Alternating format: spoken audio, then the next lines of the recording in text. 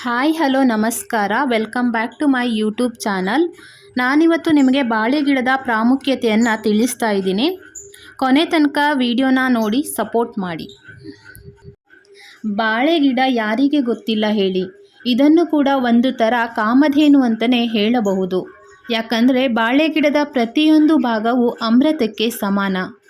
ಬಾಳೆ ಗಿಡವನ್ನು ಆಹಾರದಿಂದ ಹಿಡಿದು ಅಲಂಕಾರದವರೆಗೆ ವಿವಿಧ ರೀತಿಯಲ್ಲಿ ಬಳಸಲಾಗುತ್ತದೆ.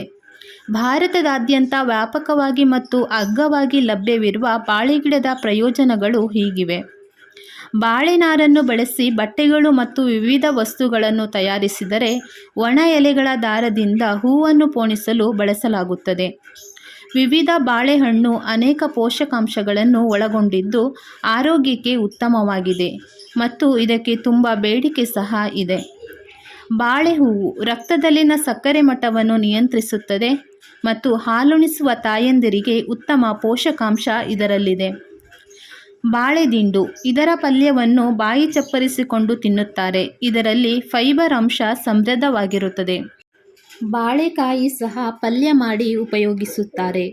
ಬಾಳೆ ಎಲೆಯನ್ನು ನೇರವಾಗಿ ಯಾರು ತಿನ್ನದಿದ್ದರೂ ಇದನ್ನು ಊಟ ಮಾಡಲು ಮತ್ತು ಇದರ ಹಬೆಯನ್ನು ಬಳಸಿ ಕೆಲವು ಬಗೆಯ ತಿಂಡಿಗಳನ್ನು ಮಾಡುತ್ತಾರೆ. ಒಟ್ಟಾರೆಯಾಗಿ ಬಾಳೆ ಗಿಡದ ಪ್ರತಿಯೊಂದು ಭಾಗವೂ ಕೂಡ ಪ್ರಯೋಜನಕಾರಿಯಾಗಿದೆ. Thank you for watching this video.